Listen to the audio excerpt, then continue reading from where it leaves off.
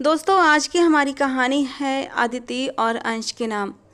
तो चलिए दोस्तों इस कहानी को शुरू करते हैं। अंश इस वक्त बर्फीली पहाड़ी से तेजी से नीचे उतर रहा था। ठंड के मारे उसका बुरा हाल था और वो बस किसी तरह से अपने कैंप में पहुंचना चाहता था। इससे पहले कि वो और नीचे जाता, अचानक उसे एक लड़की के कराहने की आवाज़ सुनाई दी। लड़की के कराहने की आवाज़ सुनकर वो कुछ परेशान हो गया। ये आवाज़ थोड़ी ही दूरी से आ रही थी।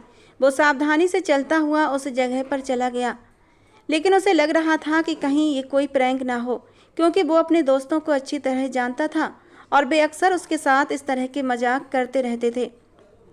उसने सोचा कि शायद उसका कोई दोस्त ये सब कर रहा है। वो मुस्कुराते हुए वहाँ गया, लेकिन जब उसने सामने पड़ी हुई लड़की को देखा तो वो एकदम से घबरा गया था। लड़की की हालत बहुत ख़राब थी और उसके होंठ नीले पड़ चुके थे। उसने तेजी से लड़की को उठाया। लड़की ने धीरे से आंखें खोलकर अंश की तरफ देखा और फिर अपने हाथ उसके गले में डाल दिए, जैसे वो उसे बहुत लंबे समय से जानती हो। ये सब देखकर अंश का दिल तेजी से धड़कने लगा था।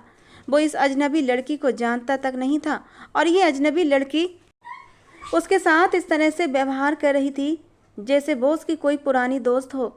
लड़की ने अपना चेहरा अंश के कानों के पास ले लिया और उसे उसके कानों पर लड़की के स्पर्श का एहसास हुआ। वो अब भी काफ़ी ऊंचाई पर मौजूद थे। लड़की को देखकर उसे अंदाज़ा हो गया था कि वो बर्फीले तूफान के कारण यहाँ फंस गई होगी। अब भी खबरें मिल रही थीं कि जल्दी ही बर्फीला तूफान आने वाला है। यही खबरें सुनकर वो नीचे की ओर भागा था, लेकिन यहाँ नीचे आते आते तो उसके सामने एक नई प्रॉब्लम आकर खड़ी हो गई थी। उसने देखा कि थोड़ी ही दूरी पर एक तंबू लगा हुआ था। वो जल्दी से लड़की को लेकर उस तंबू में चला गया। वहाँ ज़रूरत की सारी चीज़ें मौजूद थीं, जिससे अंदाज़ा हो रहा था कि यहाँ पर पहले से ही लोग रह चुके हैं। अंश को अब ये बात परेशान करने लगी कि यहाँ पर इतने सारे लोगों का सामान पड़ा हुआ है, लेकिन वो लोग कहाँ गए। फिर उसने ये सोचकर सर झटक दिया, शायद वो लोग भी कहीं घूमने गए होंगे। उसने एक नज़र उस लड़की पर डाली जिसकी हालत बहुत ही ख़राब थी। वो ठंड के मारे बुरी तरह काँप रही थी। अंश को लगा कि अगर वो इसी तरह काँपती रही तो थोड़ी देर बाद अपनी जान से हाथ धो बैठेगी। अंश ने उसे होश में लाने की बहुत कोशिश की, लेकिन बुरी तरह से नाकाम हो गया। काफ़ी देर तक वो इसी कोशिश में लगा रहा। लड़की ने उसके कानों में दोबारा हल्की सी फुसफुसाहट की और काँपते हुए कहा, मुझे बहुत ठंड लग रही है। लड़की की हालत को देखते हुए अंश ये तो समझ गया था कि लड़की की हालत सच में बहुत ख़राब है, लेकिन उसे समझ नहीं आ रहा था कि वो करे तो क्या करे। बाहर बर्फीला तूफान फिर से आ चुका था। अंश को लग रहा था कि अब वो इस लड़की के साथ इसी छोटे से कैंप में फंस चुका है। उसे कुछ भी समझ नहीं आ रहा था कि वो क्या करे और क्या ना करे। एक पल के लिए उसके दिल में ये ख्याल आया कि वो खुद यहाँ से चला जाता है और लड़की को यहीं छोड़ देता है, लेकिन फिर अगले ही पल लड़की का मासूम चेहरा उसकी आंखों के सामने घूमने लगा। उसने सोचा कि इस सब में इस बेचारी लड़की का क्या कसूर है। उसे इस तरह मरने के लिए छोड़ना ठीक नहीं है, इसलिए वो उसके साथ ही रुकने के लिए तैयार हो गया। वहाँ आग जलाने का भी कोई साधन नहीं था। अब अंश को भी बहुत तेज़ ठंड महसूस हो रही थी। वो जानता था कि अगर काफ़ी देर तक वे दोनों इसी हालत में रहे तो वे दोनों ही बर्फ़ में जम जाएंगे। उसे इस सब से बचने के लिए कुछ तो करना ही था और उसे लड़की के शरीर को गर्मी देने का ख्याल जो दिमाग में आ रहा था, वो बार बार उस ख्याल से बचने की कोशिश कर रहा था और अपने आप को ये सब करने से रोक रहा था, क्योंकि वो जानता था कि अगर वो एक बार उस लड़की के करीब चला गया तो फिर शायद खुद को रोकना बहुत मुश्किल हो जाएगा। लेकिन जब ठंड बहुत ज़्यादा बढ़ गई तो उसके पास इसके अलावा कोई दूसरा रास्ता नहीं बचा था और फिर उसने ना चाहते हुए भी बड़ी मुश्किल से खुद को इस बात के लिए राज़ी किया था कि उसे लड़की के शरीर को गर्मी देनी है। उसने सबसे पहले लड़की के ऊपर से मोटा कोट उतारा। अंदर से लड़की का नाजुक शरीर सामने आया, जिसे देखकर उसका दिल और तेज़ी से धड़कने लगा। फिर ना चाहते हुए भी वो लड़की के बेहद करीब आ गया और धीरे धीरे अपने गर्म शरीर को उस लड़की के ठंडे शरीर से मिला दिया। उसे उसके दिल की धड़कन साफ सुनाई दे रही थी। जैसे जैसे अंश लड़की के शरीर को गर्मी दे रहा था, ना चाहते हुए भी वो बहकने लगा था। सबसे पहले उसकी नज़र लड़की के होंठों पर पड़ी, जो ठंड की वजह से नीले पड़ चुके थे, और फिर अंश ना चाहते हुए भी उसके ऊपर झुक चुका था और उसके होंठों को अपनी कैद में ले लिया। अचानक ही लड़की की सांसें अटकने लगी थीं। जब उसने ये देखा तो अंश एकदम से घबरा गया। वो जल्दी से पीछे हट गया। लड़की ने हल्की सी अपनी आंखें खोली थीं, लेकिन उसके बदन की कपकपाहट अभी तक बंद नहीं हुई थी। और फिर उस लड़की को अपने शरीर की गर्मी देते देते न जाने वो कौन से कमज़ोर पल आए कि अंश उसमें बहकता चला गया। वो जाने पर भी उससे दूर नहीं हो पा रहा था। उसने एक बार पीछे हटने की कोशिश की थी, लेकिन लड़की ने उसके गले में हाथ डालकर उसे अपने पास खींच लिया था और उसके कान के पास अपना मुंह लाकर सरगोशी के अंदाज में बोली थी, मुझे इस समय तुम्हारी बहुत ज़रूरत है, भगवान के लिए मुझसे दूर मत जाओ। लड़की शायद अपने होश में नहीं थी। अब वे दोनों एक दूसरे में पूरी तरह से खो चुके थे। बाहर बर्फ गिर रही थी, लेकिन उन्हें इसकी कोई परवाह नहीं थी। ना ही अब उन्हें ठंड का एहसास हो रहा था और ना ही मौत का डर लग रहा था, जबकि वह दोनों ही इस वक्त काफ़ी ऊंचाई पर मौजूद थे और हर तरफ तेज बर्फबारी हो रही थी। अगर वहां पर किसी भी तरह का हादसा हो जाता तो कोई भी उन्हें बचाने के लिए नहीं आता। सुबह जब अदिति की आंख खुली तो उसने खुद को एक अनजान जगह पर पाया। वो हैरत से अपने चारों ओर देखने लगी। ये कैंप उसका अपना नहीं था। जब उसकी नज़र पास पड़े अंश पर पड़ी तो उसे एक झटका सा लगा था, क्योंकि अंश उस वक्त बिल्कुल भी ठीक हालत में नहीं था। अदिति ने जल्दी से अपनी आंखों पर हाथ रख लिया और चिल्लाते हुए कहने लगी, तुम कौन हो और यहाँ इस हालत में क्या कर रहे हो? उसकी बात सुनकर अंश ने धीरे धीरे अपनी आंखें खोली थीं। वो इस वक्त बहुत गहरी नींद में था और गहरी नींद में जागने की वजह से उसने अदिति को बहुत ही गुस्से से देखा था। कहने लगा, ये क्या तरीका है? सोते हुए इंसान की नींद ऐसे ख़राब नहीं की जाती। दरअसल वो नींद का बहुत कच्चा था। जरा सी बात पर ही उसकी नींद खुल जाती थी और जब उसकी नींद पूरी न होती, उसे कोई जगा दे तो उसके सिर में तेज दर्द होने लगता था। अब भी अदिति ने उसकी नींद खराब करके उस पर बहुत बड़ा जुल्म कर दिया था। अंश की नज़र जब अदिति पर पड़ी तो वो शरारत से मुस्कुराने लगा। पिछली रात के खूबसूरत पल उसकी आंखों के सामने घूमने लगे थे और अंश को इस तरह मुस्कुराते देखकर अदिति को कुछ गलत होने का एहसास हुआ था। वो अंश के शरीर को तो देख रही थी, लेकिन अभी तक उसने अपनी हालत नहीं देखी थी। अंश ने उसे कहा, अच्छा जल्दी से अपने आप को ढक लो, वरना इससे पहले कि मेरी नीयत दोबारा से ख़राब हो जाए। ये कहते कहते अंश की आंखों में फिर से खुमारी उतरने लगी थी। उसकी आंखों में नशा छाने लगा था। अदिति की नज़र जब खुद पर पड़ी तो वो बहुत ज़्यादा घबरा गई थी। उसने जल्दी से पास पड़ी शर्ट उठा ली। उसे शर्ट पहनते देख अंश शरारत से मुस्कुराते हुए कहने लगा, ये भी मेरी ही है। अदिति की आंखों में आंसू आ गए और उसने अंश के सीने पर हाथ मारते हुए कहा, तुमने मेरे साथ क्या किया है? मैं तुम्हें इसके लिए कभी भी माफ़ नहीं करूँगी। अंश ने उसके दोनों हाथों को कसकर पकड़ लिया। उसके बेहद करीब होते हुए उसके चेहरे की तरफ देखा और कहा, देखो अभी मेरे पास कोई वीडियो नहीं है जिससे कि मैं तुम्हें बता सकूं कि कल रात हमारे बीच क्या हुआ था, लेकिन मेरी यादें ज़रूर हैं जिनके आधार पर मैं तुम्हें यकीन दिला सकता हूं कि कल रात तुमने अपनी मर्जी से खुद को मेरे हवाले किया था। कल रात तुम्हें मेरी बहुत ज़रूरत थी। तुम्हारी हालत ठंड से बहुत ख़राब हो चुकी थी और तुम्हें अपनी जान बचाने के लिए मेरी सख्त ज़रूरत थी। मैंने तो सिर्फ तुम्हारी मदद की थी, लेकिन भाई जाहिर सी बात है, जब जवान लड़का और जवान लड़की इतने करीब आएंगे तो आग तो भड़कनी ही थी। मैंने कुछ देर ही तुम्हारे बदन को गर्मी दी थी कि तुम्हारी तबीयत में सुधार होने लगा था। तुमने अपनी आंखें भी खोल ली थीं, लेकिन उसके आगे जो कुछ भी हुआ था वो जज्बातों में बहकर हुआ था।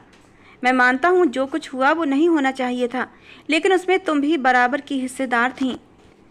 मैं भी बहक गया था और तुमने भी मना नहीं किया था। अंश ये बात अच्छी तरह जानता था कि इस लड़की को इस बारे में कुछ भी पता नहीं था, क्योंकि रात वो अपने होशो हवास में बिल्कुल नहीं थी।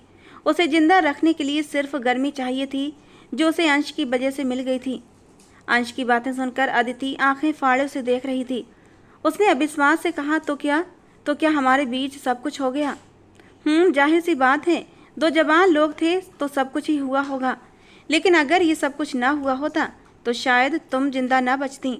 आज तुम्हारी डेथ बॉडी यहाँ मेरे सामने पड़ी होती और कहीं बर्फ़ के नीचे दब चुकी होती। तुम्हें तो मेरा धन्यवाद करना चाहिए कि मैंने तुम्हारी जान बचाई है। अदिति ने गुस्से से उसे धक्का दिया और कहा कि मैं तुम्हारा इस बात पर धन्यवाद करूं कि तुमने मेरी इज्जत ख़राब करके मेरी जान बचाई। इससे तो अच्छा मुझे मर जाने देते। अंश ने अदिति को खींचकर अपने करीब कर लिया। उसके कानों के पास सरगोशी के अंदाज में कहने लगा, देखो जो हुआ सो हुआ, अब ज़्यादा चिंता मत करो, जल्दी से कपड़े पहन लो और हम नीचे चलते हैं। भगवान का धन्यवाद करो कि तूफान रुक गया है। ये कहकर उसने अदिति को छोड़ा और बाहर निकल गया। बाहर निकला तो बाहर का नज़ारा देखकर उसे लगा जैसे उसके पैरों के नीचे से ज़मीन खिसक गई हो। तूफान रुका नहीं था, बल्कि और भी तेज हो चुका था, और ये देखकर अंश घबरा गया। वो तेजी से वापस कैंप में आया। इतनी देर में अदिति कपड़े पहनकर मुंह फुलाए बैठी हुई थी। अंश को ये नाराज सी लड़की बड़ी ही अपनी अपनी सी लग रही थी। न जाने एक ही रात में ऐसा कौन सा रिश्ता बन गया था उसका अदिति से कि ऐसा लगता था दोनों न जाने कब से एक दूसरे को जानते हैं। वो उसकी नाराज़गी दूर करना चाहता था, उसे मनाना चाहता था, उसे विश्वास दिलाना चाहता था कि जो कुछ हो गया है उसे दिल पर मत लो। मैं आगे भी कभी तुम्हारा साथ नहीं छोड़ूंगा, बल्कि पूरी इज्जत के साथ और पूरे समाज के सामने तुम्हें अपनी पत्नी बनाऊंगा। लेकिन अभी इन सब बातों का समय नहीं था, क्योंकि तूफान किसी भी समय और भी ज़्यादा तेज हो सकता था। इसलिए उसने जल्दबाजी में अदिति से कहा, क्या तुम्हारे पास कोई संपर्क का साधन है? अदिति को भी अब मौसम की नज़ाकत का एहसास हो चुका था। वो जल्दी से उठकर बाहर देखते हुए बोली, नहीं, मेरा मोबाइल भी न जाने कहाँ गिर गया है। मैं तो यहाँ पहली बार आई हूँ, ये जगह मेरे लिए बिल्कुल नई है। अदिति की बात सुनकर अंश और भी ज़्यादा परेशान हो गया था।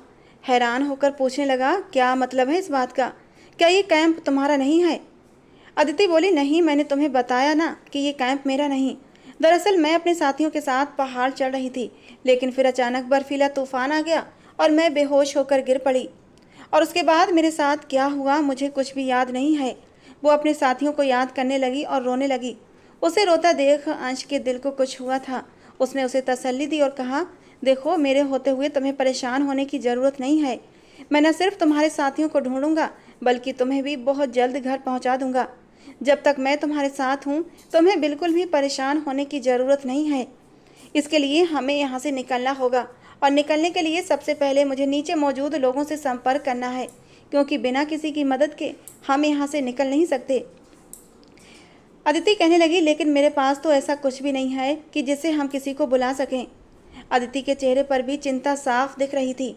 रात अदिति और अंश के बीच जो कुछ भी हुआ था उसे अदिति खुश तो नहीं थी, लेकिन कुछ ऐसा था जो वो अंश से ज़्यादा देर नाराज भी न रह सकी। कोई डोर थी जो उसे अंश की ओर खींच रही थी। रात के मिलन ने न सिर्फ दोनों के बदन को एक किया था, बल्कि शायद दोनों के दिलों को भी जोड़ दिया था। अदिति ने उसके कंधे पर हाथ रखा और कहा कि तुम थोड़ी देर बैठो और शांत होकर सोचो, हो सकता है कि कोई रास्ता निकल आए। अंश परेशान होकर कहने लगा, लेकिन अदिति, हमारे पास बैठने का समय नहीं है। अगर हम यहाँ बैठ गए तो ये तूफान हमें पूरी तरह से निगल लेगा और हमें भी इसी पहाड़ में जमी हुई बर्फ़ बना देगा। भगवान के लिए ऐसी बातें मत करो। अगर इंसान अच्छी बात नहीं कह सकता तो कम से कम बुरी बात भी नहीं करनी चाहिए। अदिति ने मुंह बनाते हुए कहा, अदिति, मैंने कोई बात गलत नहीं की है, मैंने तो सिर्फ सच कहा है, और आपको इस बारे में अच्छी तरह पता होगा, क्योंकि आपको जमने से सबसे ज़्यादा डर लगता है, और इसी वजह से तो कल रात मेरे साथ इतना चिपकी हुई थी, मुझे छोड़ने का नाम ही नहीं ले रही थी। अंश के याद दिलाने पर अदिति का चेहरा शर्म से लाल हुआ था। वो थोड़ा चिढ़ते हुए बोली, अच्छा ठीक है, अब इस बात को भूल जाओ, मैं भी भूल गई हूँ। अंश को अदिति का ये शर्माया रूप बहुत अच्छा लग रहा था। वो उसके बेहद करीब आ गया, उसे अपनी बाहों में लेकर कहने लगा, अदिति, कैसे भूल सकता हूँ, वो लम्हे तो मेरी ज़िंदगी के सबसे खूबसूरत लम्हे थे। तुम्हें पता है कि मैंने पहले कभी किसी लड़की को इतने करीब से नहीं देखा, और मुझे पहली बार किसी लड़की को देखने का ये मौका मिला था। तुम्हें देखकर तो मेरी सारी इच्छाएं पूरी हो गई हैं। अब तुम्हारे अलावा मुझे कुछ भी नज़र नहीं आता। जी चाहता है हम हमेशा हमेशा के लिए यहीं फंसे रहें और एक दूसरे की बाहों में। अंश फिर से बहकने लगा था। कहने लगा, वैसे अदिति, एक बात तो पक्की है, हम यहाँ से जाते ही तुरंत शादी कर लेंगे। तुम्हें कोई एतराज़ तो नहीं है ना? ये कहते कहते अंश की गरम गरम सांसें अदिति के गर्दन पर पड़ने लगी थीं। अंश के गरम होठों का स्पर्श अदिति अपने गर्दन पर महसूस करने लगी थी। अदिति ने जब उसकी बदलती हुई नीयत देखी तो उसका ध्यान फिर से तूफान की ओर खींचा और कहा, फिलहाल ये सब कुछ करने का समय नहीं है, पहले यहाँ से निकलने के बारे में सोचो, फिर मैं तुम्हारे बारे में कुछ सोचती हूँ। ये कहकर वो भी मुस्कुराने लगी थी, लेकिन अदिति को नहीं पता था कि अभी आगे उसकी ज़िंदगी में क्या क्या होने वाला था। वो तो बस अंश के साथ अपनी आने वाली ज़िंदगी के नए सपने सजाने लगी थी। कुछ ही देर में तूफान थमने लगा था और कुछ बचाव कर्मी भी लोगों को बचाने के लिए आने लगे थे, क्योंकि तूफानी बर्फबारी में कई लोग इस तूफान में फंस चुके थे। अदिति और अंश भी होटल में पहुंच चुके थे। वो एक ही होटल में ठहरे हुए थे। अगले ही दिन अदिति और अंश अपने अपने घरों के लिए निकल चुके थे। अदिति एक फोटोग्राफर थी और यहाँ बर्फीली वादियों में फोटोग्राफी करने आई थी, जबकि अंश अपने दोस्तों के साथ घूमने फिरने आया था। दोनों ने एक दूसरे से फ़ोन नंबर लिए और इस वादे पर जुदा हुए थे कि यहाँ से जाने से तीसरे दिन बाद ही अंश अपना रिश्ता अदिति के घर लेकर पहुँच जाएगा। अदिति तो खुशी के मारे हवाओं में उड़ रही थी और घर जाकर अंश के रिश्ते का इंतजार करने लगी, लेकिन उसका इंतजार ही रहा और अंश ने अपना रिश्ता नहीं भेजा। 4 दिन गुजर चुके थे। मजबूर होकर अदिति ने अंश को फ़ोन किया, लेकिन अंश का फ़ोन भी स्विच ऑफ आ रहा था। अदिति बहुत ज़्यादा बेचैन थी। उसके दिल में बुरे बुरे ख्याल आ रहे थे। क्या अंश ने उसे धोखा दिया है? अगर ऐसा था तो वो अंश को कभी माफ़ नहीं करेगी। उसने उसकी मोहब्बत और विश्वास के साथ खिलवाड़ किया था।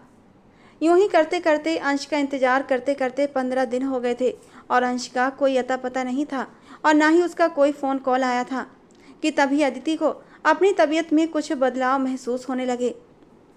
और जब अदिति की माँ ने उसकी इस बदलती हुई तबीयत को देखा तो तुरंत वो उसे डॉक्टर के पास लेकर गई और वही हुआ जिसका डर था। अदिति माँ बनने वाली थी। अदिति की माँ तो अपना सर पकड़कर बैठ गई थी। वो कहने लगी, अदिति ये तूने क्या कर दिया?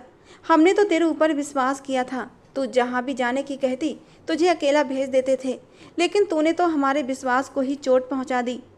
अदिति कुछ कहने के काबिल नहीं बची थी। अदिति की माँ बच्चे को गिरवाना चाहती थी, लेकिन अदिति ने साफ कह दिया कि मैं इस बच्चे को जन्म दूंगी।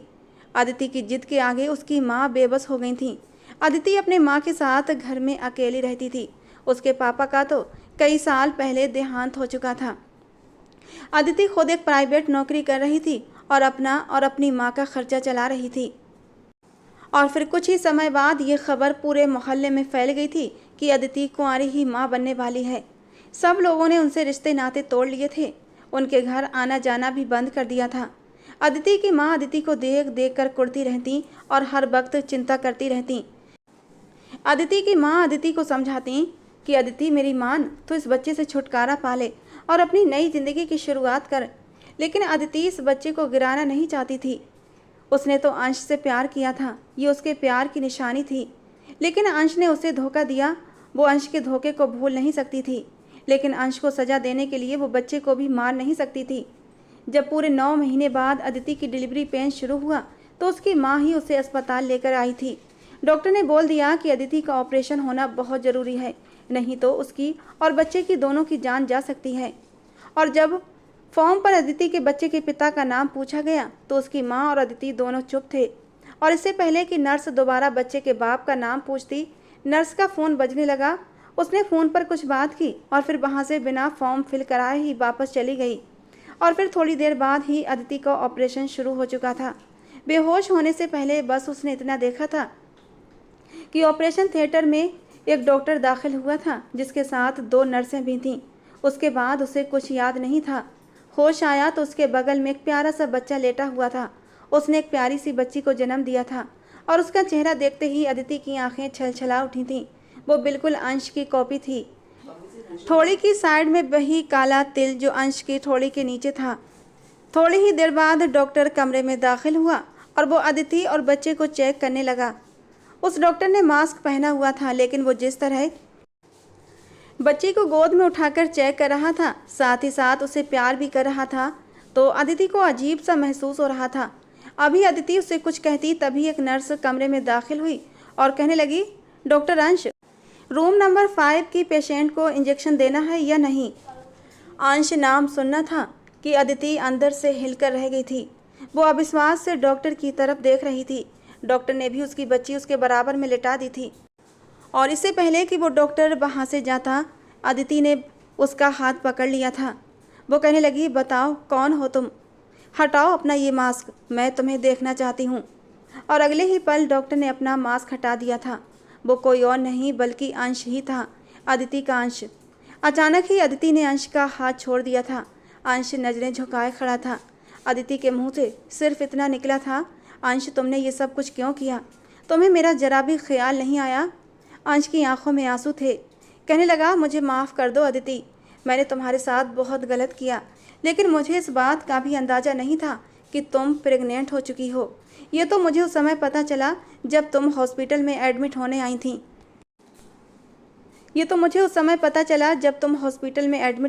थी। मैं यहाँ इसी अस्पताल में डॉक्टर हूँ।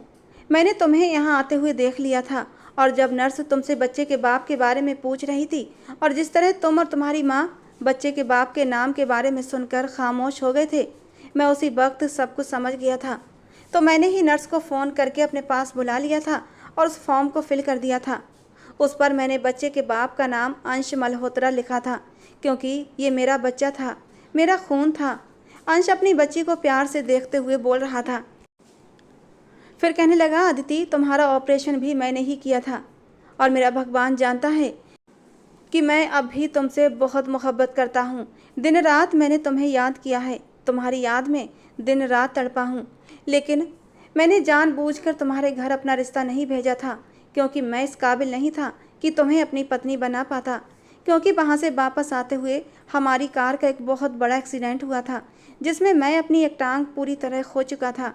कई महीने अस्पताल में रहने के बाद मुझे नकली टांग लगा दी गई थी। अचानक ही अदिति की निगाह अंश के पैरों पर पड़ी थी। उसने पहले ध्यान ही नहीं दिया था कि अंश लंगड़ाकर चलता था। वो आंखें फाड़े अंश को देख रही थी। अंश दोबारा बोला, अदिति, मैं चाहता था कि तुम मुझे भूल कर एक भरपूर मर्द के साथ अपनी ज़िंदगी की शुरुआत करो, उसके साथ एक खुशहाल ज़िंदगी बिताओ, और इसीलिए मैंने अपना रिश्ता नहीं भेजा था। मुझे माफ़ कर दो अदिति, मैं तुम्हारे काबिल नहीं था। और ये सब सुनकर अदिति फूट फूट कर रोने लगी। कहने लगी, अंश, तुमने कैसे मान लिया कि हमारे प्यार की डोर इतनी कच्ची थी जो तुम्हारे एक टांग चले जाने से टूट जाती?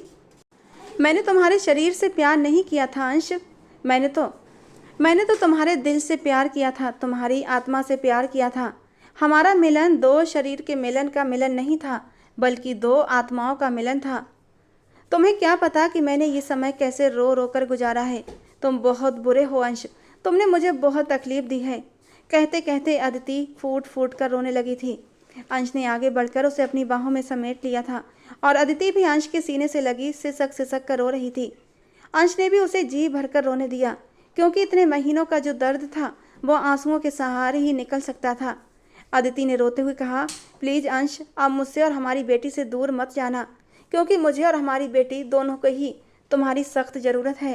तन्हा चलते चलते मैं बहुत थक चुकी हूँ, अब मुझे अपनी पनाहों में ले लो। और अंश ने भी उसे अपनी बाहों में कसकर भर लिया था। उसके माथे को चूमते हुए कहा कि अदिति, मैं भी तुम्हारे बिना अधूरा हूँ। मैं गलत था, मुझे लगता था कि तुम्हें अधूरे इंसान को नहीं अपनाओगी, लेकिन आज तुम्हारी मोहब्बत मुझे तुम्हारा गुलाम बना चुकी है। और फिर कुछ दिन बाद ही अंश और अदिति की शादी हो गई थी। अंश अदिति को और अपनी बेटी को अपने साथ अपने घर ले आया था। और सच कहते हैं कि इंसान को जब मोहब्बत होती है तो उस प्यार में महबूब की कमियां नहीं देखी जाती। हमारा महबूब हमारी आंखों के सामने रहे, यही हमारे लिए सबसे बड़ी बात होती है। अब अदिति और अंश एक साथ एक अच्छी खुशहाल ज़िंदगी गुजार रहे हैं। तो दोस्तों, ये थी अदिति और अंश के नाम की स्टोरी। आपको कैसी लगी ज़रूर बताना। पसंद आई हो तो प्लीज़ लाइक करना। हमारे चैनल पर और भी ऐसी स्टोरियों को सुनने के लिए हमारे चैनल को भी सब्सक्राइब करना। अपने नाम की स्टोरी के लिए अपने नाम मुझे नीचे कमेंट बॉक्स में देना। मैं आप लोगों के नाम की स्टोरी भी लेकर जल्द आऊँगी, लेकिन दोस्तों आपको अपने नाम की स्टोरी के लिए थोड़ा सा वेट करना होगा। तो चलिए दोस्तों, मिलते हैं अगली किसी नई स्टोरी।